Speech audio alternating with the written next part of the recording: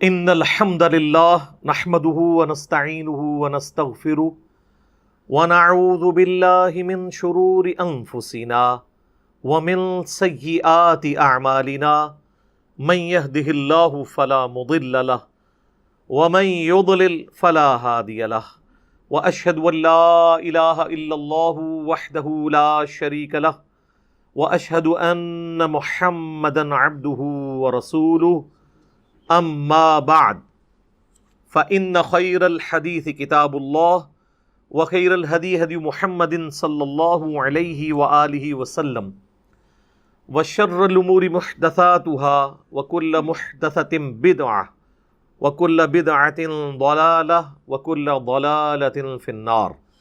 اعوذ باللہ السمیع العلیم من الشیطان الرجیم من ہمزہ ونفخہ ونفثہ۔ بسم اللہ الرحمن الرحیم۔ رب اشرح لی صدری ویسر لی امری واحلل عقدۃ من لسانی یفقہوا قولی۔ بسم اللہ الرحمن الرحیم۔ ان اللہ وملائکتہ یصلون علی النبی یا ایہا الذین آمنوا صلوا علیہ وسلموا تسلیما۔ اللہم صل علی محمد وعلی آل محمد کما صلیت علی ابراہیم وعلی آل ابراہیم انک حمید مجید۔ اللہم بارک علی محمد وعلی آل محمد کما بارکت علی ابراہیم وعلی آل ابراہیم انک حمید مجید۔ اللہم ربنا آتنا فی الدنیا حسنۃ وفی الآخرۃ حسنۃ وقنا عذاب النار۔ ربنا آتنا من لدنک رحمۃ وہیئ لنا من امرنا رشدا۔ لا الہ الا انت سبحانک انی کنت من الظالمین۔ حسبنا اللہ ونعم الوکیل۔ یا حی یا قیوم برحمتک استغیث ولا حول ولا قوة الا باللہ العلی العظیم۔ ربنا آتنا من لدنک رحمہ وہیئ لنا من امرنا رشدا۔ آمین۔ الحمدللہ آج 1 نومبر 2020 کو قرآن کلاس نمبر 52 میں سنڈے کے دن ہم انشاءاللہ تعالی سورہ آل عمران کی آیت نمبر 102 سے سٹارٹ کریں گے۔ اب یہ مسلسل آیات جو ہیں یہ بھی قرآن حکیم میں ایک یونیک مقام ہے کہ یہ ایک ٹاپکس اس کے اندر کور ہوئے ہیں، اور خصوصاً اب اس وقت جو پریزنٹ امت جو فرقہ واریت کی لعنت میں پھنس چکی ہے اس کا سلوشن اس کے اندر موجود ہے۔ ان آیات کی شاید نبی علیہ السلام کے مبارک زمانے میں وہ قدر و منزلت لوگوں کے سامنے نہ آتی جو آج آ چکی ہے۔ اس زمانے میں ظاہر ہے کہ ایک ہی لیڈر، ایک ہی کتاب، ایک ہی پیغمبر کے ماننے والے لوگ، فرقہ واریت نہیں تھی، لیکن آج آپ دیکھیں کہ امت کہاں تک پہنچ چکی ہے۔ اعوذ باللہ من الشیطان الرجیم۔ بسم اللہ الرحمن الرحیم۔ یا ایہا الذین آمنوا اتقوا اللہ حق تقاتہ۔ اے ایمان والو اللہ سے ڈرو جیسا کہ اس سے ڈرنے کا حق ہے، اس کا تقوی اختیار کرو جیسا کہ تقوی اختیار کرنے کا حق ہے۔ ولا تموتن الا وانتم مسلمون۔ اور دیکھنا تمہیں موت نہ آئے مگر اس حال میں کہ تم اللہ کے تابع فرمان ہو کر، مسلم ہو کر مرنا۔ یہاں پہ مسلم جو ہے وہ اپنی لغت کے معنوں میں ہے، ڈکشنری کے معنوں میں مسلم کہتے ہیں سر تسلیم خم کرنے والا، جو اپنے آپ کو کسی اور کے حوالے کرتے ہیں۔ ہم اپنے آپ کو مسلم کیوں کہتے ہیں؟ کہ ہم اپنی رضا اپنے رب کے حوالے کرتے ہیں، کہ جیسا رب کی مرضی اس کے مطابق ہم چلیں گے، اس لیے ہم اپنے آپ کو کہتے ہیں مسلم، اپنی ول کسی اور کو سبمٹ کرنے والا۔ اسلام ہے to submit your will to اللہ، اپنی مرضی اللہ کے حوالے کرنا، یہ ہے اسلام، اور جو یہ کرنے والا ہوتا ہے وہ مسلم کہلاتا ہے۔ تو مسلم کا مطلب صرف اللہ اور اس کے رسول کو ماننے والا نہیں، بلکہ اللہ اور اس کے رسول عز و جل و صلی اللہ علیہ وآلہ وسلم کی مرضی کے مطابق بھی چلنے والا ہو، ورنہ تو وہ کاغذی مسلم ہی ہوگا۔ تو اللہ تعالیٰ ہمارا ہے کہ اللہ سے ایسا ڈرو کہ جیسا کہ ڈرنے کا حق ہے. اب اللہ سے ڈرنے کا حق آپ کو دنیاوی مثال میں ہی سمجھا سکتے ہیں. اگر کسی شخص کا غلطی سے استری سے ہاتھ جل جائے کپڑے استری کرتے وقت، اور اس کا زندگی کا وہ پہلا ایکسپیرینس ہو، تو وہ کبھی ٹھنڈی استری کو بھی ہاتھ نہیں لگائے گا. وہ اس استری سے ویسا ڈرے گا جیسا کہ ڈرنے کا حق ہے. وہ کیا کرے گا؟ استری کو پہلے کسی کپڑے پہ لگائے گا، اس کپڑے کو انڈائریکٹلی کپڑے سے چیک کرے گا کہ یہ استری گرم ہے یا ٹھنڈی ہے. کیونکہ وہ حق الیقین تک پہنچ چکا ہے، اس کے ایکسپیرینس میں آیا کہ یہ تو جلا کے رکھ دیتی ہے ہر چیز کو. اللہ سے بھی ڈرنے کا حق یہ ہے کہ انسان اس یقین کامل تک پہنچ جائے کہ واقعی جس طرح دنیا میں فزیکل لاز ایکٹیو ہیں، اسی طریقے سے آخرت میں مورل لاز بھی ایکٹیو ہوں گے. دنیا میں آپ یتیم کا مال کھا جائیں، آپ کے پیٹ میں کوئی درد نہیں ہوگی. ہاں، لکڑی چبائیں تو پیٹ میں درد ہوگی، کیونکہ دنیا میں فزیکل لاز ایکٹیو ہے. مورل لاز، اخلاقی قوانین ایکٹیو نہیں ہیں. آخرت میں یہ ایکٹیو ہو جائیں گے. وہی چیز ہے جو سورہ نساء میں آئی کہ جو لوگ یتیموں کا مال ناحق ہڑپ کر رہے ہیں وہ اپنے پیٹ میں دوزخ کی آگ بھر رہے ہیں. اب یہاں پہ اگر کوئی یتیم کا مال کھاتا ہے تو اس کو آگ جلتی ہوئی تو محسوس نہیں ہوگی، لیکن آخرت میں یہ فزیکل لا کی طرح ایکٹیویٹ ہو جائیں گے مورل لاز. بخاری مسلم میں کتنی احادیث ہیں کہ جو لوگ کنز بنا کے رکھتے ہیں مال کو اور زکوٰۃ نہیں دیتے، تو وہ اژدہے کی فارم میں، سانپوں کی فارم میں وہی اس کا مال اس پہ مسلط کر دیا جائے گا. اب دنیا میں کوئی کیا امیجن کر سکتا ہے کہ ایک سونا اس میں سے اژدہا کیسے بنے گا؟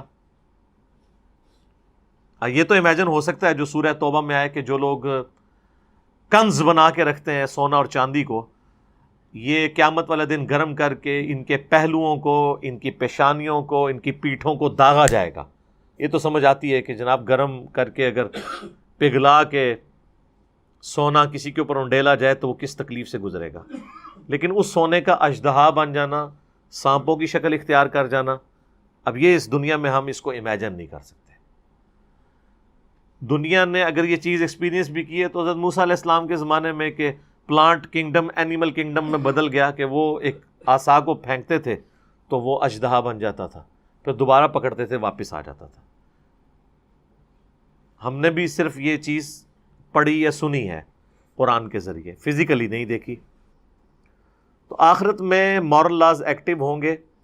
اس لیے کہا جا رہا ہے کہ اللہ سے ایسا ڈرو کہ جیسا ڈرنے کا حق ہے، اور اس کے حق کو کس طریقے سے بریف کیا، وَلَا تَمُوتُنَّ إِلَّا وَأَنْتُمْ مُسْلِمُونَ. دیکھنا موت تمہیں اس حال میں آئے کہ تم فرمانبردار ہو. اچھا، اس کا مطلب ہمارے پرانے بزرگوں نے بڑا اچھا سمجھا کہ موت سے پہلے وہ داڑھی رکھ لیتے تھے. آپ دیکھ لیں، لوگ تو پرانے وقتوں کو یاد کرتے ہیں اور کہتے ہیں جی بڑا مبارک دور تھا. میں کہتا ہوں اسلام نے جو یہ دور دیکھا ہے نا، صحابہ تابعین کے بعد اتنا مبارک دور اسلام کی ہسٹری میں کبھی نہیں آیا. آج سے 30-40 سال پہلے جو لوگ کالجز اور اسکولوں میں پڑھتے تھے ان سے ذرا پوچھیں کہ کالج میں کتنی لڑکیاں تھیں جو برقع پہن کے آتی تھی چہرے کا نقاب کر کے؟ رواج ہی کوئی نہیں تھا. اس کو پریکٹیکلی آپ نے چیک کرنا ہے. آج بھی آپ گاؤں ایریا میں چلے جائیں، عورتیں اسی طرح گھوم رہی ہوتی ہیں. آج سے 500 سال پہلے کی بھی بزرگان دین عورتیں اسی طرح ہی گھوما کرتی تھی. یہ پردے کا ٹرینڈ، نقاب کا ٹرینڈ، برقعے کا ٹرینڈ یہ اب آیا ہے لوگوں کے اندر، جب لوگوں نے اس کو آبزرو کیا دین کو فزیکلی پڑھ کے کہ یہ ہمارا ریلیجن تھا. ابھی بھی گاؤں ایریا میں چلے جائیں، آپ ذرا بڑے بوڑھوں سے پوچھیں، اگر وہ جھوٹ نہ بولیں کہ جب آپ لوگ جوانی کی ایج میں تھے تو کیا کوئی جوان لڑکا داڑھی رکھتا تھا؟ اگر کوئی چھوٹی سی اس کی شیپ بھی بڑھ جائے نا تو اس کو وہ سفید داڑھی والے بابے سمجھانا شروع کر دیتے تھے، تو کہ جناب جوانی چی بڑھا ہو گیا. میں یہ ان زمانوں کی بات کر رہا ہوں جن کو لوگ آہیں بھر بھر کے کہتے ہیں جی پہلے بڑا اچھا وقت تھا. میں تو لاجیکلی قائل ہی نہیں ہوں کہاں سے اچھا وقت تھا. آپ پاکستان بننے سے پہلے کی ذرا ویڈیوز دیکھیں نا تو آپ کو پتہ چل جائے گا کتنے لوگ جو ہیں وہ فزیکلی ریلیجن کو اس طریقے سے اڈاپٹ کیے ہوئے تھے. گاؤں میں تو بوڑھے لوگ ہی صرف نماز پڑھتے تھے، اور ابھی بھی آپ گاؤں ایریا میں چلے جائیں تو زیادہ تر آپ کو بوڑھے نظر آتے ہیں. یہی حال شہروں کا بھی تھا. لیکن سر آپ اسلام آباد میں، کراچی میں، لاہور میں ذرا مسجدوں میں جا کے گنے کتنے جو ہے کالی داڑیوں والے نمازی ہیں اور کتنے سفید داڑیوں والے، تو آپ کو پتہ چل جائے گا کہ اسلام نے جو یہ اچھا وقت ابھی اویل کیا ہے آج سے پہلے نہیں تھا. تو پرانے لوگوں نے اس کا مطلب یہی سمجھا ہوا تھا کہ موت سے پہلے پہلے اپنے آپ کو نا دیکھنا تمہیں موت نہ ہے مگر اس حال میں کہ اللہ کے تابع فرمان ہونا، یعنی موت کے قریب قریب جا کے داڑھی رکھ لو، نمازیں شروع کر دو، باقی پوری زندگی یاشی کرو. 60 سال کے بعد جب گورنمنٹ بھی آپ کو ریٹائر کر کے ٹھوڈا مار کے نکال دے کہ اب تو اس قابل نہیں ہے کہ سرکاری نوکری کر سکے، اب جا کے اللہ کی نوکری کرو. تو پھر اس نوکری کا جو رزلٹ نکلے گا وہ آپ کے سامنے ہی ہے. اس کا مطلب یہ ہے کہ چونکہ تمہیں یہ پتہ نہیں ہے کہ تمہیں موت کب آنی ہے، لہٰذا ہر وقت موت کے لیے تیار رہو. کسی کو نہیں پتا اس کی موت کس وقت آنی ہے. تو کہا جا رہا ہے دیکھنا تمہیں موت نہ آئے مگر یہ اس حال میں کہ تم اللہ کے تابع فرمان ہو. تو کوئی شخص بتا سکتا ہے کہ مجھے موت کب آنی ہے؟ اللہ کی ڈیسٹنی میں میری عمر کتنی لکھی ہوئی ہے؟ اس کو تو آپ پلان کر ہی نہیں سکتے. اور ہمارا سب سے بڑا مسئلہ یہ ہے کہ ہم موت کو پلان کر ہی نہیں سکتے. ورنہ تو بڑا اچھا تھا کہ اگر کسی کو بتایا جاتا ہے بھائی اس کی 45 سال ہے، اس کی 30 ہوگی، اس کی 75 ہوگی، اس کی 80 ہوگی، بڑے اچھے طریقے سے لوگ پلان کرتے ہیں، مسئلہ ہی حل ہو جاتا. لیکن ابھی تو پتہ ہی نہیں ہے، پوری زندگی غفلت میں گزرتی ہے، اور جب موت آتی ہے انسان کہتا ہے اوہ یہ کیا ہو گیا. اور آج کل تو اس طرح کی عجیب و غریب قسم کی لا علاج بیماریاں آ چکی ہیں کہ چلتا پھرتا بندہ جو ہے وہ اس طریقے سے غائب ہوتا ہے کہ پتہ ہی نہیں چلتا. اچانک پتہ چلتا ہے گھٹنے میں درد نکلی، وہ جی کینسر نکلا ہے، جی ہڈیوں کا کینسر ہو گیا، جی سر میں درد ہوئی، وہ جو ٹیومر نکلا ہے، جی او پہ آ جائے بندہ. تو اللہ تعالیٰ کہہ رہا ہے کہ تمہیں موت نہ آئے اس حال میں مگر تم مسلم ہو. مراد یہ کہ ہر وقت اللہ کے سامنے اس کے تابع فرمان رہو، کیونکہ موت کا تو پتہ نہیں ہے. یہ نہیں ہے کہ جب موت آنے والی ہو تو یہ کرو، وہ تو کسی کو پتہ ہی نہیں ہے. اب وہ اہم ترین آیت آ رہی ہے جس کے اوپر گھنٹوں بولا جا سکتا ہے، جو اس دور کا سب سے بڑا مسئلہ ہے. وَاعْتَصِمُوا بِحَبْلِ اللَّهِ جَمِيعًا وَلَا تَفَرَّقُوا. اللہ کی رسی کو تم سب کے سب مضبوطی سے تھام لو اور فرقہ واریت میں مت پڑو. اللہ کی رسی ظاہر ہے وہی ہوگی جو اللہ نے بتائی ہے. اس کی بھی لوگوں نے بڑی بڑی تشریحات کی ہیں. جی اللہ کی رسی ہے، جی رسی میں آپ کو پتہ ہے کئی ریشے ہوتے ہیں، وہ ریشے جڑ کے وہ بل کھا کے ایک موٹی رسی بنتی ہے. یہ ہم لوگ یہ سمجھنے شروع ہو گئے ہیں. یہ اسی طریقے سے ہے جیسے میں کہوں کہ جب سے میں نے بریانی کھائی ہے میرے سینے میں آگ لگی ہے، تو آپ اس آگ سے فائر مراد لینا شروع کرتے ہیں. بھئی میں محاورتاً یہ ایک بات کر رہا ہوں. اللہ تعالیٰ جو فرما رہا ہے کہ تم سب کے سب مل کے اللہ کے رسی کو مضبوطی سے پکڑ لو، اس کا یہ قطعاً مقصد نہیں ہے کہ کوئی فزیکلی کوئی رسی لٹکی ہوئی ہے جو آپ نے جا کے پکڑ لینی ہے ایسے، یا غلاف کعبہ کو آپ نے پکڑ لینا ہے. غلاف کعبہ کی جو رسی ہے وہ اللہ کی رسی ہے. یہ تو اس کا مقصد ہی نہیں تھا. وہ کہتے ہیں جی ایک بزرگوں کی محبت کی رسی ہے، ایک جو ہے وہ صحابہ کی محبت کی، ایک نبی الاسلام کی محبت کی، اور اس طریقے سے وہ بس وہ محبت کے گرد ہی مننے والی گل کوئی نہیں، محبتاں نہیں ساری رسیاں بنا کے. بھئی اللہ کے نبی علیہ السلام سے بھی پوچھیں نا کہ اللہ کی رسی کیا ہے، تو سر غدیر خم کی جو حدیث ہے جو ہم نے اپنے منہج پہ بھی لکھ کے لگائی ہوئی ہے، صحیح مسلم میں اوپر تلے 4 احادیث ہیں. فضائل علی والے چیپٹر میں انٹرنیشنل نمبرنگ کے مطابق 6225 سے 6228 تک نبی علیہ السلام نے اپنی وفات سے 2 مہینہ پہلے آلموسٹ حجۃ الوداع سے واپسی پر مکے سے مدینے آتے ہوئے خم نامی گاؤں میں خطبہ دیا. اسے غدیر خم کا خطبہ کہا جاتا ہے، اور الفاظ ہی بڑے کنکلوڈنگ ہے. اے لوگو آگاہ ہو جاؤ، میں بھی ایک انسان ہوں، قریب ہے کہ اللہ کا قاصد یعنی موت کا فرشتہ میرے پاس آئے اور میں اس کی دعوت قبول کر لوں. میں اپنے بعد تم میں 2 بھاری چیزیں چھوڑ کر جا رہا ہوں. ان میں سے پہلی چیز اللہ کی کتاب ہے، اس میں ہدایت ہے، اس میں نور ہے. تم اللہ کی کتاب کو پکڑو، اپنا تعلق اس کے ساتھ مضبوط کرو. اللہ کی کتاب اللہ کی رسی ہے. وَاعْتَصِمُوا بِحَبْلِ اللَّهِ جَمِيعًا وَلَا تَفَرَّقُوا. جو اسے پکڑے گا ہدایت پر ہوگا، جو چھوڑ دے گا گمراہ ہو جائے گا. تو نبی علیہ السلام نے قرآن کو اللہ کی رسی بتایا. بزرگ بابوں کی محبت، صحابہ کی محبت، اہل بیت کی محبت، اللہ کی محبت اور اس کے ریشے اور پتہ نہیں کیا کیا ایکویشنز، وہ محبتیں اپنی جگہ ہیں. لیکن اللہ کی رسی جو ہے وہ کتاب اللہ ہے۔ اور پھر فرمایا دوسری بھاری چیز میرے اہل بیت ہیں، میں اپنے اہل بیت کے معاملے میں تمہیں اللہ کا خوف دلاتا ہوں۔ 3 دفعہ فرمایا کہ میری وفات کے بعد ان کے ساتھ حسن سلوک کرنا۔ خوف دلاتا ہوں، یہ عربی میں ایک محاورتاً بات کی جاتی تھی، جب کسی کو ڈرانا ہوتا تھا تو میں تمہیں اللہ کا خوف دلاتا ہوں، اس میں اللہ کو ڈر جاؤ۔ اور زید بن ارقم کے الفاظ ہیں کہ نبی علیہ السلام قرآن کی ترغیب دلاتے رہے، بار بار ہمیں کہتے رہے اللہ کی کتاب، اللہ کی کتاب، اللہ کی کتاب۔ اور امت نے دیکھیں نہ کتاب پکڑی نہ اہل بیت کو چھوڑا، بالکل الٹ کام کیا، قرآن سے روگردانی کی اور اہل بیت کے ساتھ ظلم و ستم کیا۔ تو اللہ کی رسی، اللہ کی کتاب۔ پھر صحیح مسلم میں حدیث ہے القرآن حجت لک او علیک، قرآن قیامت کے دن یا تو تیرے حق میں حجت اور دلیل ہو جائے گی اللہ کی بارگاہ میں، یا تیرے خلاف دلیل بن جائے گی۔ مراد کیا؟ جو قرآن کے مطابق چلے گا قرآن گواہی دے گا کہ یہ میرے مطابق چلا، اور جو قرآن کے خلاف چلے گا تو قرآن اس کے خلاف دلیل بن جائے گا، اور صاحب قرآن بھی دلیل بنیں گے۔ سورۃ الفرقان آیت نمبر 30، وقال الرسول یا رب ان قوم اتخذوا هذا القرآن مہجورا۔ قیامت والے دن نبی علیہ السلام شکایت کریں گے کہ میری امت نے، میری قوم نے قرآن کو پیٹھ کے پیچھے ڈال دیا تھا۔ ہمیں صرف شفاعت کی حدیثیں بتائی گئی ہیں، اور جو شکایت کی آیتیں تھیں وہ نہیں بتائی گئی۔ یہ ایک آیت نہیں، کئی آیات ہیں۔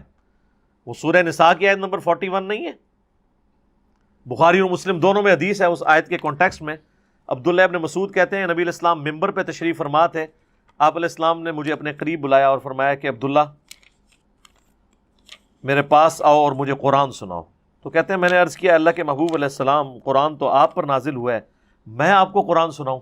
تو آپ نے فرمایا مجھے دوسروں سے سن کر لطف آتا ہے۔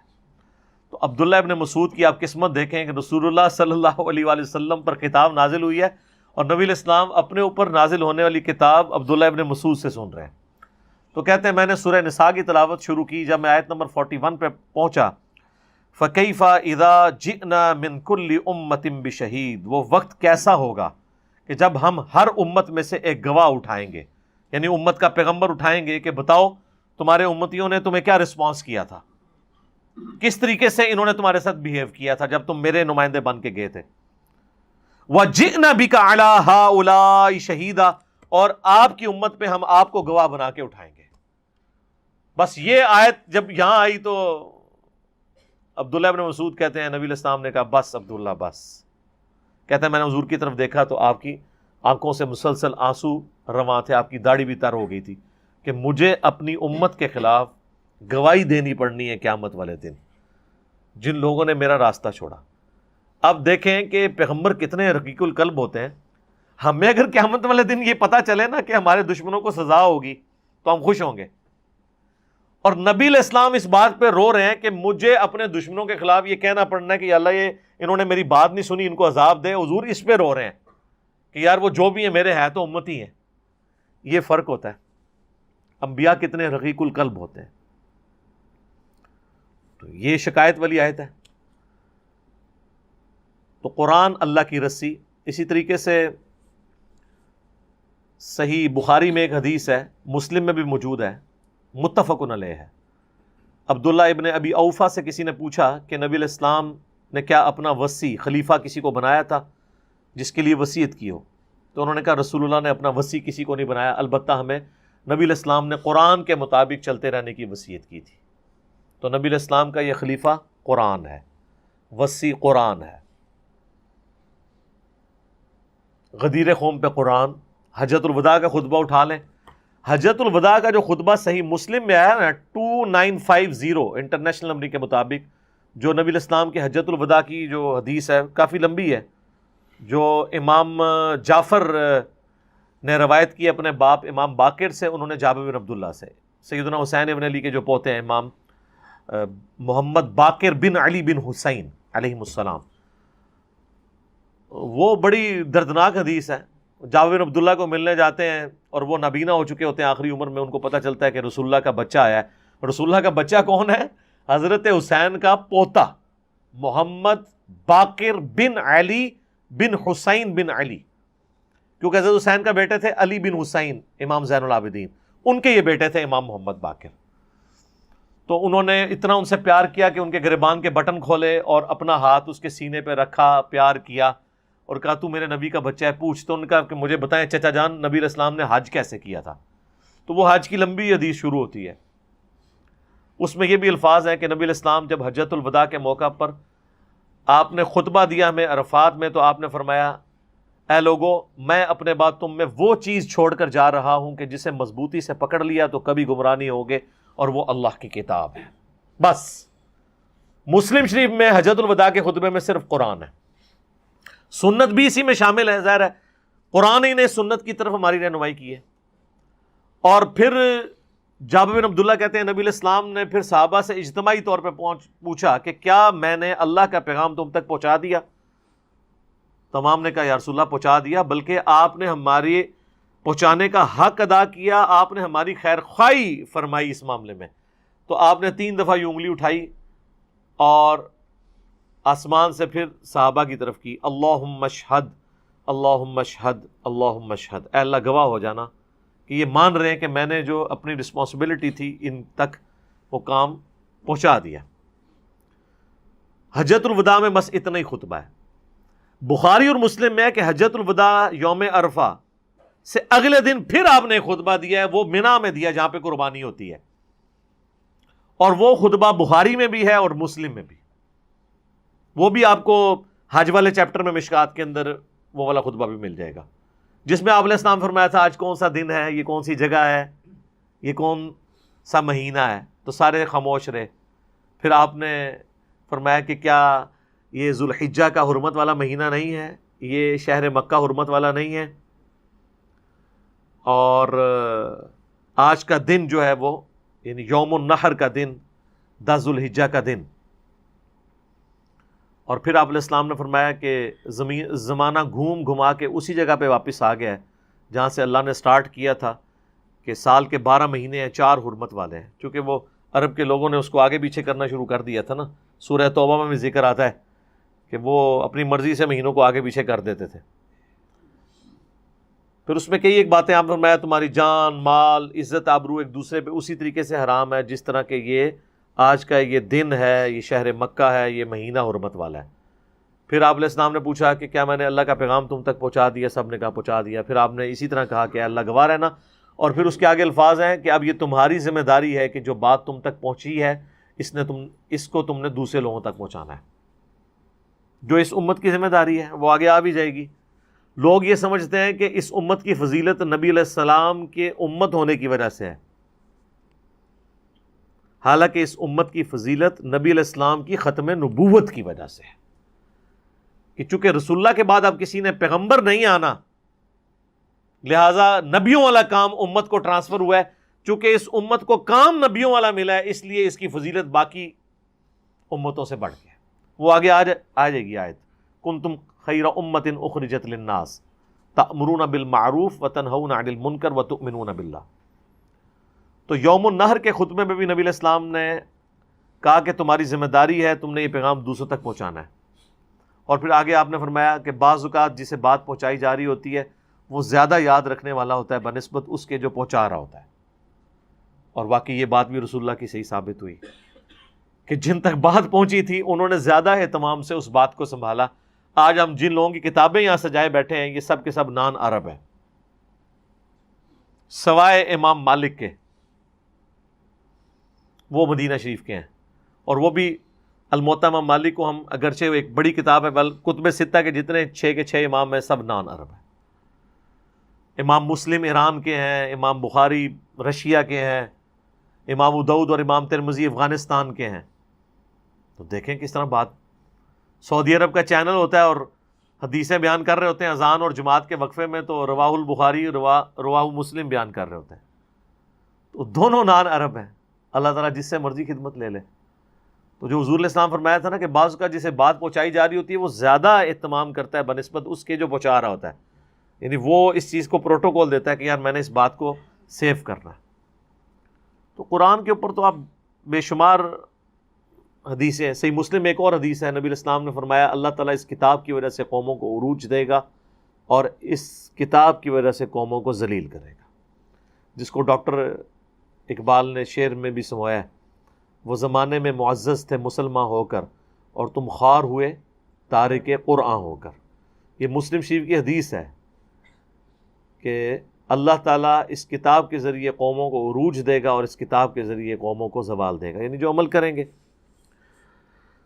المستدرک الحاکم میں جو حجۃ الوداع کا خطبہ ہے اس میں الفاظ ہیں، اپنے بعد دو چیزیں چھوڑ کے جا رہا ہوں، ایک اللہ کی کتاب اور دوسرے اس کے نبی کی سنت. ان کو مضبوطی سے پکڑ لینا، تم کبھی گمراہ نہیں ہوں گے. اب دیکھ لیں لوگوں نے کتاب اللہ اور سنت کو چھوڑ کے اپنے اپنے بزرگ بابوں کی تعلیمات پکڑی ہوئی ہیں. جب ہم لوگوں کو بتاتے ہیں کہ یہ اس طرح نہیں اس طرح، کہتے ہیں یہ کتنے لکھے ہے؟ انہوں نے پوچھو تسی آج تک جو کوئی سانو دس دے رہے ہو وہ کتنے لکھیا سی؟ تانوں نہیں کدے خیال آیا کہ بھی تسی جو کوئی سانو دس دے رہے ہو بچپن تو وہ کدھر لکھیا تکیا سی جے؟ نہیں، ساڈے کول کوئی لکھیا منگدے ہو، اسی تو پھر بھی دکھا دیں گے. لیکن سوچن تھنک آؤٹ آف باکس کرے کہ جو آپ کو کہہ رہے ہیں کتنے لکھے ہے، انہوں نے پوچھ تسی جو کچھ کر رہے ہو وہ کتنے لکھے ہے. جیسے وہ حیدر بھائی کی بات مجھے بڑی اچھی لگی کہ اگر کوئی غیر مسلم آپ کے پاس آئے اور کہ میں مسلمان ہونا چاہتا ہوں، مجھے بتائیں کہ اللہ تعالیٰ کی اپنے بندے سے کیا ڈیمانڈ ہے، مسلمان کے عقیدے کیا ہونے چاہیے، مجھے کوئی کتاب پڑھنے کو دیں، تو آپ کون سی کتاب پڑھنے کو دیں گے؟ قرآن. یہ نہ فضائل مال ہی پڑھا دو. زیادہ تر تو ظاہر ہے جو بندے قرآن ہی پڑھنے کے لیے دیں گے کہ یہ اللہ کی کتاب ہے جو ہمارے نبی پہ نازل. غیر مسلم تو ویسے فضائل مال اللہ بھی قرآن ہی دے گا، کیونکہ اس کو پتہ ہے یار کہ یہ گورے کو دے رہا ہوں تو وہ چیز دوں جو 24 کیرٹ سونا ہے. تو اگر وہ آگے سے یہ سوال کر لے کہ تم جو مسلمان ہو تم نے بھی اپنے عقیدے اسی کتاب کو پڑھ کے صحیح کیے ہوئے، تو میرا خیال ہے 99% لوگ جو ہے نا ان کے سر شرم سے جھک جائیں گے کہ نہیں. تو آپ گورے کو تو یہ مشورہ دے رہے ہیں، خود نہیں کر رہے، اس کا مطلب ہے کہ آپ نے اپنے اوپر خود اللہ کی دفعہ لگا لی ہے. یعنی قیامت والے دن اللہ تعالیٰ آپ پہ مقدمہ قائم کر سکتا ہے کہ تنوں پتہ سی کہ قرآن پڑھ کے میں اپنے آپ کو صحیح کرنا ہے، تو کیوں نہیں کیتا؟ ہم لوگوں کو یہ کہیں گے کہ یا اللہ ہم اس لیے اس طریقے پہ چل رہے تھے کہ لوگ اس طریقے پہ چلتے تھے.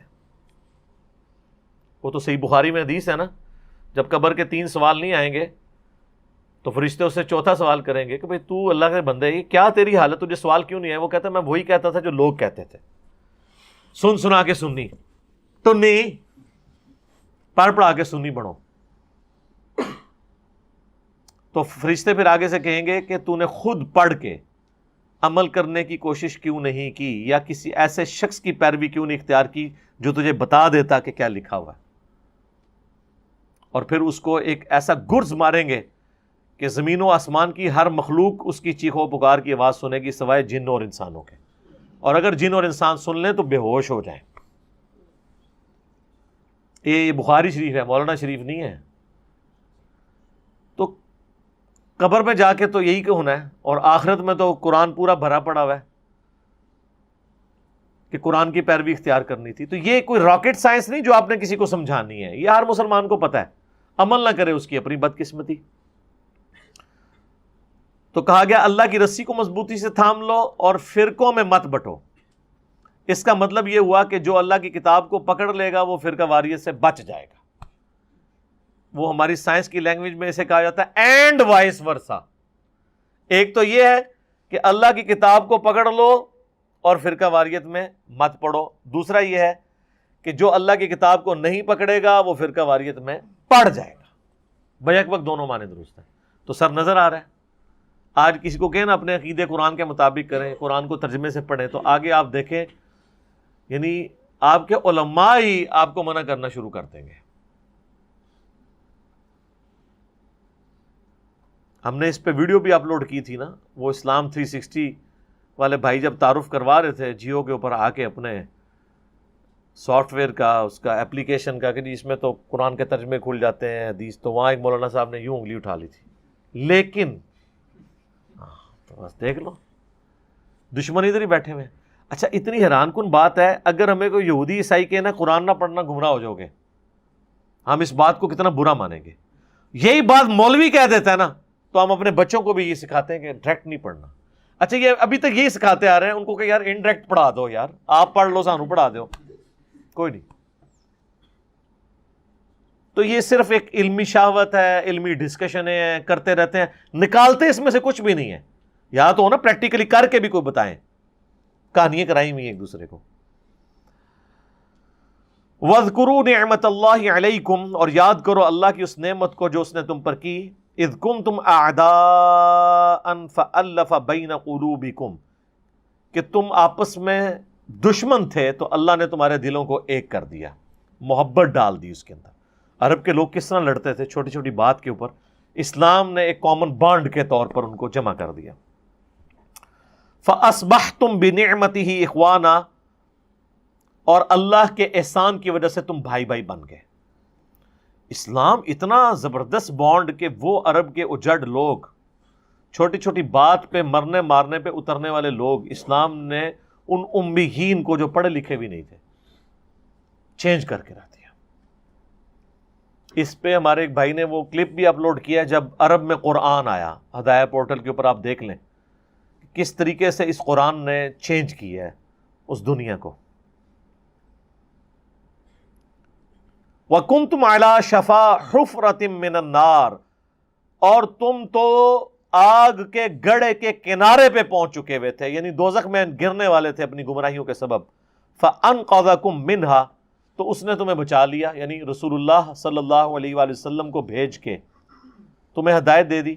جو صحیح بخاری میں حدیث ہے کہ میری اور تمہاری مثال اس طرح جس طرح پتنگے آگ پر گر رہے ہوں اور میں تمہارے کمر بند سے پکڑ پکڑ کے تمہیں آگ سے دور کر رہا ہوں.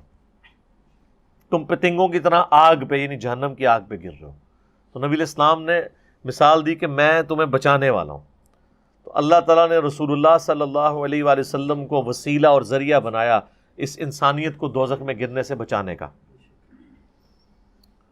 كَذَلِكَ يُبَيِّنُ اللَّهُ لَكُمْ آيَاتِهِ، اس طریقے سے اللہ تعالیٰ اپنی آیات کھول کھول کر بیان کرتا ہے تمہارے لیے. لَعَلَّكُمْ تَهْتَدُونَ، تاکہ تم ہدایت پا جاؤ.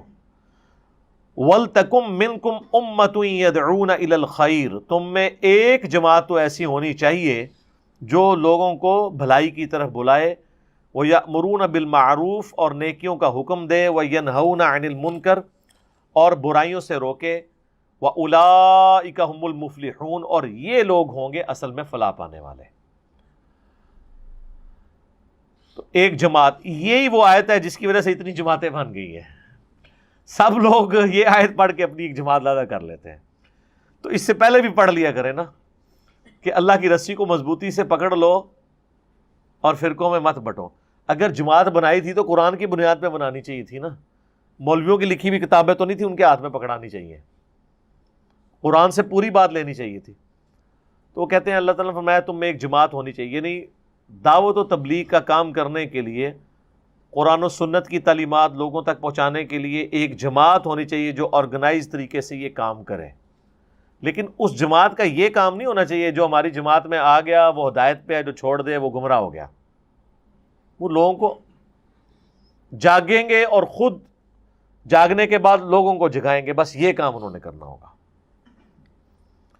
باقی ہماری جو مذہبی جماعتوں نے اس آیت کا غلط رزلٹ نکالا اور اپنے جماعت کے امیر کی بیعت کو واجب قرار دے دیا، حتیٰ کہ وہ حدیثیں جو کہ اجماع امت سے متعلق احادیث تھی ان کو پکڑ کے اپنی جماعت کے اوپر لگانا شروع کر دیا، حالانکہ اس کا تعلق تو اجماع امت سے تھا.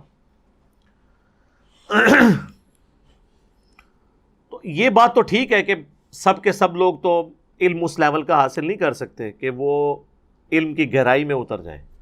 وہ چند ہی لوگ ہوں گے جو اتنی ایکسپرٹیز حاصل کریں گے.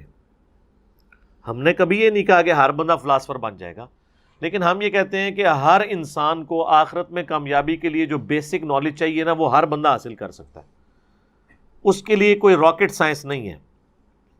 البتہ جو دقیق مسائل ہیں، دور حاضر کی ایشوز اٹھتے ہیں، فتنے اٹھتے ہیں، ان کو دبانے کے لیے قرآن اور سنت کے کراس ریفرنسز لے کے ایک آپٹیمل سلوشن دینا، تو سر اس طرح کا تو بندہ آپ اپنے علماء میں سے بھی کوئی چیدہ نکالیں گے. جو علماء ڈگری ہولڈر ہیں وہ یہ کر کے بتا سکتے ہیں، یہ تو وہ بھی نہیں کر رہے. وہ بھی خود ناقل بنے ہوئے ہیں اپنے بڑے علماء کے. آپ دیکھ لیں دیوبندی ہیں، وہ بات کریں گے کہیں گے مفتی تقی عثمانی صاحب نے فتویٰ دیا ہے. ان کا مفتی بھی یہی کہہ رہا ہوگا اور عام آدمی بھی. تو یہ مفتی کس چیز کی ڈگری لے کے نکلے ہوئے ہیں؟ ان کا اپنا کوئی دماغ نہیں، اس بھیجے سے کچھ نہیں سوچتے ہیں، یہ خود بھی ناقل ہی بنے ہوئے۔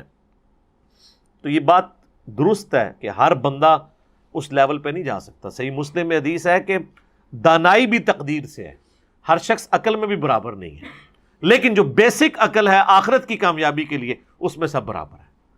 اور یہ کوئی ناانصافی والی بات نہیں ہے، ورنہ تو اس سے بڑی بات ہے کہ ہر بندہ تو پیغمبر بھی نہیں ہے نا۔ اب ایک بندہ یہ رونا پیٹنا لے کے بیٹھ جائے کہ مجھے اللہ نے موسیٰ کیوں نہیں بنا دیا۔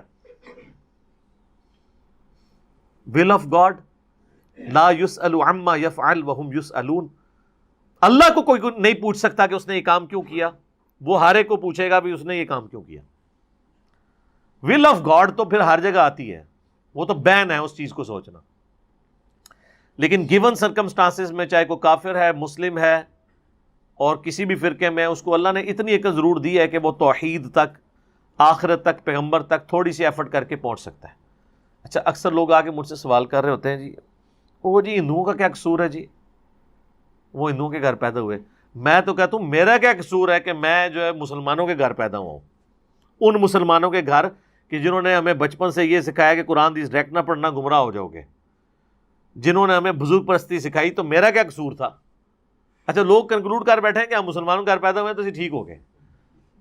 حالانکہ آپ لاجیکلی سوچیں، ایک شخص جو ریگستان میں پیاسا مر جائے اس پہ زیادہ دکھ ہوگا آپ کو، یا جو دریا کے کنارے پیاسا مر جائے اس پہ زیادہ دکھ ہوگا؟ تو مسلمان یہ دریا کے کنارے پیاسا مر رہے ہیں، ان کے گھر قرآن ہے لیکن قرآن صرف اس لیے ہے کہ یہ بچی کو بیاتے وقت نیچے سے گزار دیں گے، یا ماں باپ مر جائیں گے تو پڑھ کے تو اللہ سے بخشوانے کی کوشش کریں گے، یہ اس کا کام ہے۔ تو یہ تو پیاسے یہ مر رہے ہیں مسلمان، کافروں کی فکر چھوڑو، اپنی فکر کرو۔ ہم نے جنت انکلوڈ کر لی ہوئی ہے کہ نام مسلمانوں والا، پیدا مسلمانوں کے گھر ہوئے تو جنت اب گارنٹیڈ ہے۔ اتنا سوکھا کام نہیں ہے۔ جن کو گارنٹیاں ملی تھی وہ تو آخری وقت تک روتے رہے ہیں۔ جامعہ ترمذی اٹھائیں، حضرت عثمان غنی رضی اللہ تعالیٰ عنہ جب قبرستان جاتے تھے اتنا روتے تھے کہ داڑھی آنسوؤں سے تر ہو جاتی تھی، تو لوگ پوچھتے تھے کہ آپ کیوں اتنا روتے ہیں؟ انہوں نے کہا اس لیے کہ میں نے خود نبی علیہ السلام سے یہ سنا تھا کہ قبر آخرت کی منزلوں میں پہلی منزل ہے، جس کی یہ منزل آسان ہوئی اس کی اگلی منازل آسان ہو جائیں گی، اور جو اس میں پھنس گیا اس کی اگلے منازل مشکل در مشکل ہو جائیں گی۔ کسی نے ان کو کہا کہ حضرت تسی تے جنتی ہو، 3 بار جنت کی بشارت تانوں ملی ہوئی ہے، یقیناً ملی ہوئی ہے۔ تو جنت کی بشارت انہی کو ملی ہوئی ہے کہ جنہوں نے بشارت لینے کے بعد کام نہیں سی پانا۔ ہر بندے کو جنت کی بشارت نہیں ملنی۔ وہ جنت کی بشارت پا کے بھی اللہ سے بے فکر نہیں ہوئے، ڈرتے ڈرتے زندگی گزاری ہے۔ یہاں کہتے ہیں جو کچھ بھی ہے تیرے محبوب کی امت سے۔ وہ کل پرسوں ایک پوسٹ شیئر کرائی ہمارے ارشاد بھائی نے کہ جی مسجد کے اندر 8-10 نمازی ہوتے ہیں اور مسجد کے باہر ہزاروں لوگ نعرہ لگا رہے ہوتے ہیں غلامی رسول میں موت بھی قبول ہے، لیکن وہ مسجد کا دروازہ کراس کر کے اندر نہیں آ سکتے۔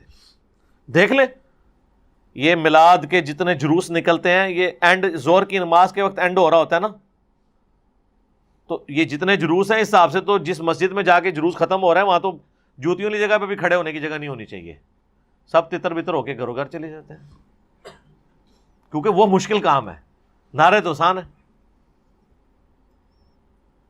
یہ جو جماعتوں والا معاملہ ہے نا، یہ بات درست ہے کہ آرگنائز طریقے سے دعوت کا کام ہونا چاہیے، اور ایک بندہ بھی ایک پوری جماعت ہو سکتا ہے۔ حضرت ابراہیم علیہ السلام اکیلے ہی پوری امت ہے۔ سورہ نحل میں اللہ نے کہا کہ اکیلا ابراہیم ہی پوری امت تھا۔ باقی یہ کہ ہمیں ایز اے معاشرہ، یہ گورنمنٹ کی ذمہ داری ہے، یہ سمجھدار لوگوں کی، کہ کچھ لوگ تو وقف ہونے چاہیے جو دین کے لیے وقف ہوں، علم حاصل کریں۔ اور اس کا ذکر اللہ تعالیٰ نے سورہ توبہ میں نا بالکل اینڈ میں جا کے نا فرمایا ہے، سورہ توبہ کی 122 نمبر آیت ہے، بالکل اینڈ پہ جا کے، کہ یہ تو پاسبل ہی نہیں ہے نا کہ سب کے سب لوگ فلاسفر بن جائیں گے۔ ہمارا جو علماء سے جھگڑا یہ نہیں ہے کہ ہم ہر بندے کو کہہ رہے ہیں کہ وہ مولوی بن جائے، ہم کہتے ہیں کم از کم مولوی سے یہ تو پوچھو نا کہ جو کچھ بیان کر رہے ہو لکھا بھی ہوا ہے کہ نہیں، الٹ ہی بتا رہے ہو ہر چیز۔ یہ آیت نمبر 122، وَمَا كَانَ الْمُؤْمِنُونَ لِيَنْفِرُوا كَافَّةً یہ تو ممکن نہیں ہے کہ سارے مومنین مکملی طور پر نکل پڑیں اللہ کی راہ میں علم حاصل کرنے کے لیے.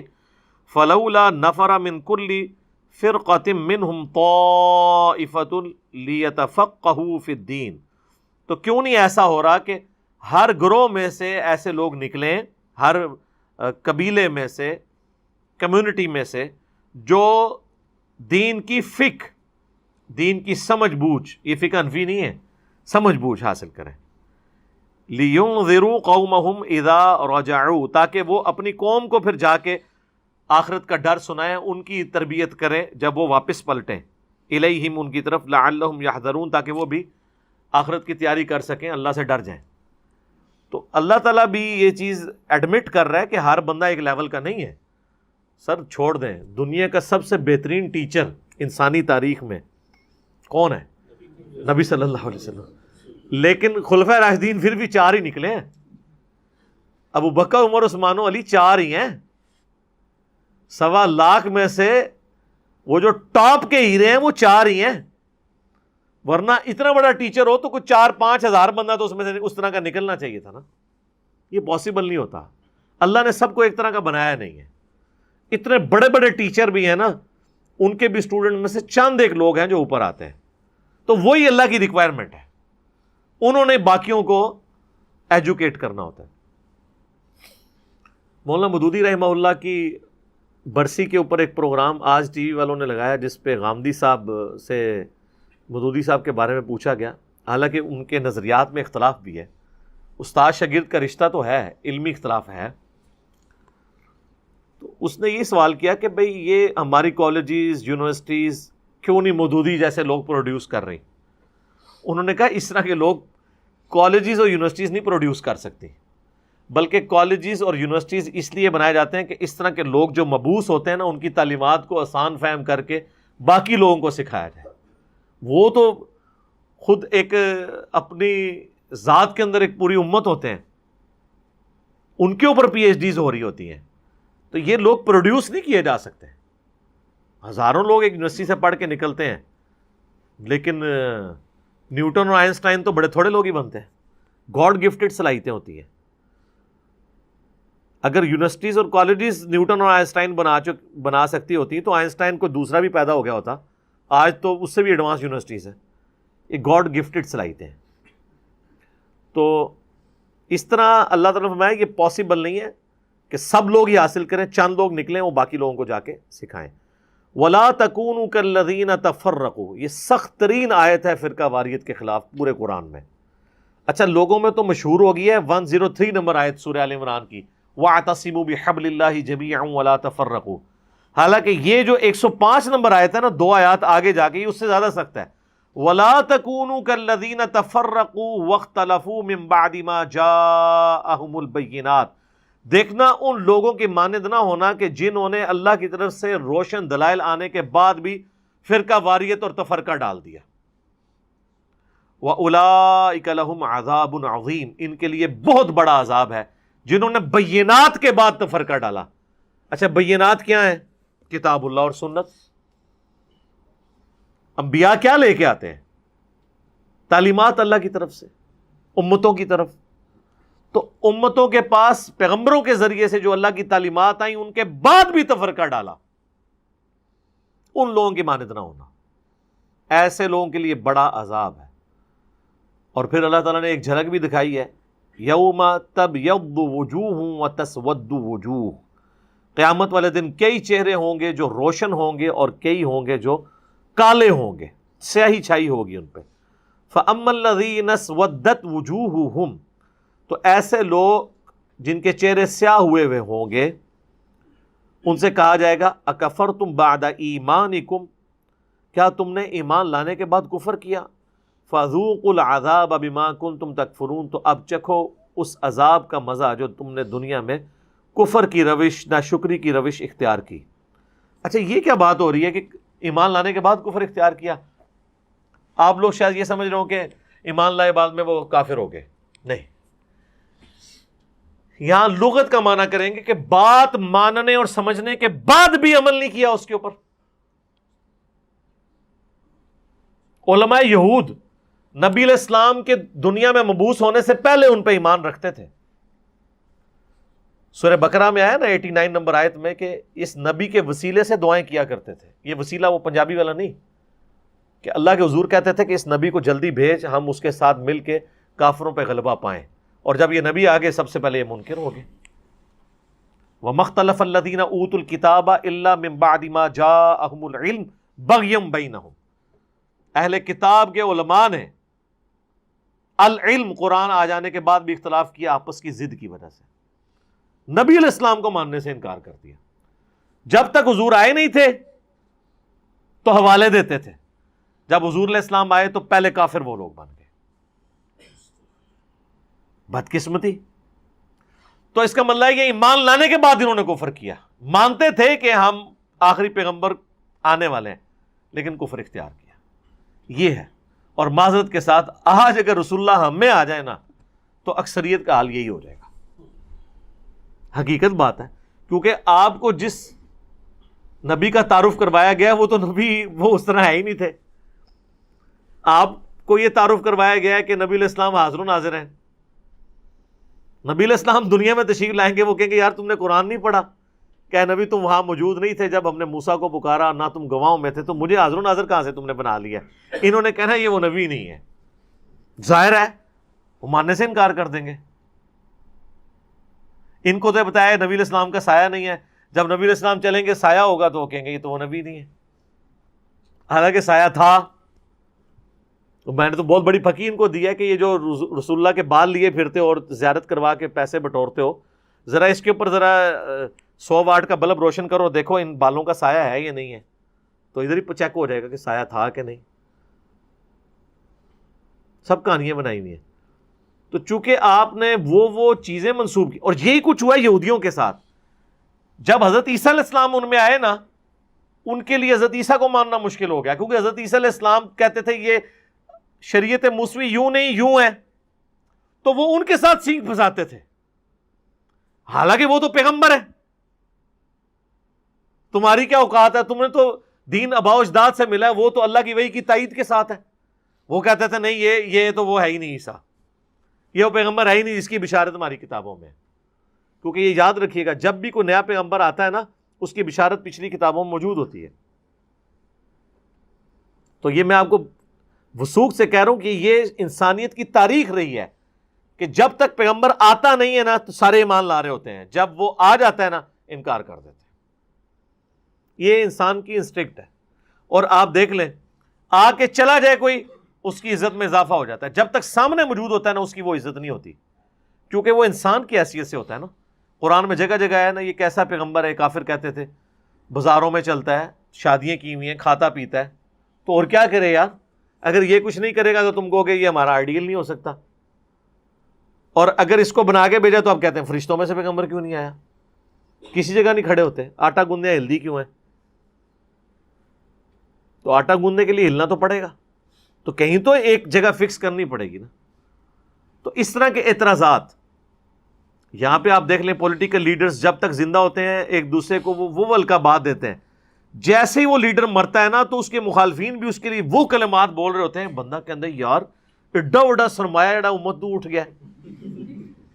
دیکھ لیں بے نظیر بھٹو کو P T I, Noon league اور پیپلز پارٹی سارے شہید نہیں کہہ رہے ہیں. تو جب تک وہ زندہ تھی تو کیا کہتے تھے، کیا کیا الفاظ، گندے الفاظ استعمال کرتے تھے. وہ مکافات عمل ہو رہا ہے. جن لوگوں نے اس زمانے میں بے نظیر کے ساتھ وہ برا سلوک کیا نا، باقی ہمارے ان سے علمی اختلاف اپنی جگہ، آج انہی لوگوں کو مکافات عمل ہو رہا ہے. وہی کچھ ان کو بھی بھگتنا پڑ رہا ہے. یہی لوگ تھے جو ان کو غدار وطن کہا کرتے تھے. آج ان کو دوسرے لوگ غدار وطن کہہ رہے ہیں، اور جو آج کل گلے پھاڑ کے کہہ رہے ہیں نا ان کی باری بھی آنے والی ہے. یہ مکافات عمل ہے. تو مرتے ہی نہ انسان عزت والا ہو جاتا ہے، کیونکہ سامنے موجود نہیں ہوتا. اس لیے میں کہہ رہا ہوں کہ نبی علیہ السلام کی عزت اس وقت تک ہے ان سو کالڈ عاشقین کی، جب تک وہ سامنے نہ. جب وہ آئیں گے نا وہ تو کہیں گے یہ بھی غلط ہو رہا ہے. میں نے جو اللہ تعالیٰ نے دماغ میں بات ڈالی ہے کہ مولا علی 5 سال تک کوفہ رہے ہیں، کتنے میلاد کے جلوسوں کی انہوں نے جو ہے وہ مہمان خصوصی تھے. یہ ذرا بریلویوں سے پوچھیں نا ایسے منہ کھول کے بیٹھ جائیں گے, ان کو بھی پتا چلے گا یار یہ کیا پوچھ لیا. تو سمپل سوال ہے بھائی, علیکم بسنتی و سنت الخلفاء الراشدین المہدیین. تو یہ کہتے ہیں نا جی وہ جبرائیل جھنڈا لے کے آئے تو ایک ادھر لگا تو ادھر لگا. بھائی جبرائیل لے کے آئے سن, مولا علی نہیں پتا لگا کہ جبرائیل جھنڈا لے کے آئے تو میں بھی کوفے دی اپنی مسجد باریک جھنڈا لاواں. چلو لائٹنگ نہیں سی ہو سکتی اس ٹائم, لائٹنگ نہیں تھی, جھنڈے تو لگ سکتے تھے نا. حضرت علی تو خود رسول اللہ کا جھنڈا اٹھا کے جنگ بدر میں احد میں آگے چلا کرتے تھے. تو آپ نے کتنے جھنڈے اٹھائے ہیں میلاد کے؟ کوفے کے 5 جلوس تو نکالے ہوں گے نا, 5 دفعہ تو ربیع الاول آیا ہوگا نا, ہے کر دیں گے. تو جب تک آپ کریٹیکل انالیسز نہیں کرتے نا, لوگوں کو بات نہیں سمجھ آتی کہ یہ بات کیا ہو رہی ہے. تو یہ میں آپ کو بالکل وثوق سے کہہ رہا ہوں کہ آج نبی علیہ السلام آ جائیں, انہوں نے کہنا یہ وہ ہے ہی نہیں پیغمبر, نہیں مانیں گے. یہ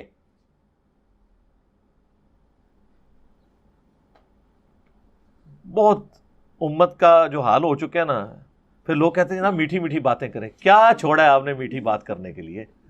میٹھی بات تو اس وقت ہو سکتی ہے جب نبی علیہ السلام مسجد نبی میں بیٹھے ہوں, سب حشاش بشاش چل رہے ہوں, سارے ایک نبی کی بات مان رہے ہوں, کوئی دوسری بات نہ کر رہا ہو. جو مسئلہ کنفلکٹ ہے جا کے رسول اللہ سے کہیں, رسول اللہ کہنے یہ یوں نہیں یہ یوں ہے, تو بات مان لیں. یہ وہ دور ہے کہ اس میں یہ پاسبل ہے؟ اٹ پٹو تو ایک مولوی ملتا ہے, نواں مسئلہ تو ہم دستا ہے. ہاں کدھر جائے بندہ؟ اور جب جا کے آپ کو بتاتے ہیں کتاب اللہ سنت میں لکھا ہوا ہے, وہ آگے سے کہتے ہیں جی ہم نے تو آج تک سنا ہی نہیں. بھائی آپ نے سنا اس لیے نہیں ہے کہ نہ آپ نے کتاب اللہ اور سنت پڑھی, نہ آپ کے بزرگوں نے پڑھی. جب انہوں نے پڑھا نہیں تو انہوں نے سننا کی تسی سنانے لئی کوئی نہیں سی نا. یوٹیوب حافظہ اللہ ہی کوئی نہیں سی کہ تو سننا سی انہوں نے. یہ تو آج ہے نا کہ زمین نے اپنے خزانے اگل دیے ہیں, ورنہ ہماری بھی یہ دعوت اسی پلیٹ فارم پہ دفن ہو جانی تھی. اتنے شہروں میں ملکوں میں جو آگ لگی ہوئی ہے کہ جناب وہ ایک منڈا آیا جی, اور جی وہ کسی نے نہیں چھڑتا جی, ٹھیک ہے, یہ کچھ ہونا تھا. یہ منڈے نے بہت پہلے آ جانا سی, یوٹیوب ہوتی تھے. کئی منڈے آئے بیچارے ٹر گئے رو پٹ کے, کیونکہ ایک علاقے سے باہر نہیں تھی آواز نکلتی. آپ یہ جہاں پہ جو بڑی عمر کے لوگ بیٹھے ہوئے ان سے پوچھیں, جب یہ لوگ چھوٹے چھوٹے تھے تو باقاعدہ ٹانگوں میں بسوں میں لوگ لٹک کے جاتے تھے کہ جی فلاں گاؤں میں ایک مولوی آیا ہے, فلاں شہر دا, بڑا اچھا بولتا ہے, سننے کے لیے. اور وہ سال میں یا 2 سال بعد یا 5 سال بعد ایک دفعہ ہی اس نے آنا ہوتا تھا, شاید پوری زندگی دوبارہ نہ آئے. لیکن آج تو آپ کو جانا ہی نہیں پڑتا, آپ نیٹ چلائیں اور کہیں جی انجینئر صاحب کو ہم نے گھر بنانا ہے, ہم حاضر ہو جائیں گے, کیا ہوگا میں میرے آقا. یہ ہے برکت. یہ کہتے ہیں جناب پہلے کیوں نہیں ہوا؟ پہلے ہی کچھ ہونا تھا تو یہ کچھ بھی دیکھ لیندے, پہلے یہ کچھ تھا نہیں نا. ہاں اگر ہم کوئی ایسی بات لے آئیں جو ان کتابوں میں نہ لکھی ہو, وہ آپ میں آ کے پکڑیں. کتابیں پہلے کی تھیں, اب اس پہ غصہ اپنے مولویوں پہ کھانا چاہیے کہ انہوں نے نہیں آپ کو بتایا اس میں کیا لکھا ہے, یا جو بتا رہا ہے اس پہ کھانا چاہیے کہ تو نے مجھے کیوں بتایا کہ یہ قرآن میں یہ لکھا ہوا تھا, تیرا قصور ہے. نہ تو دسدا تے نہ میرا ذہن الجھدا. یہ تو اسی طریقے سے ہے کہ بلی جو ہے نا, اس کو دیکھ کے کبوتر آنکھیں بند کر لے کہ میں آنکھیں کھول لی تو بلی دیکھ کے میں خوف کھا جاؤں گا.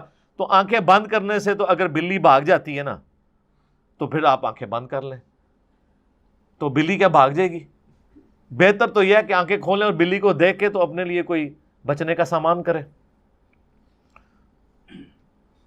وَأَمَّا الَّذِينَ ابْيَضَّتْ وُجُوهُهُمْ, اور وہ خوش نصیب جن کے چہرے قیامت والے دن روشن ہوں گے, فَفِي رَحْمَةِ اللَّهِ, وہ تو اللہ کی رحمت میں ہوں گے. اللہم اجعلنا منہم, اللہم انی اسألک من فضلک ورحمتک, اللہم انا نسألک من فضلک ورحمتک, آمین. ہم فیہا خالدون, وہ رہیں گے اس میں ہمیشہ ہمیش.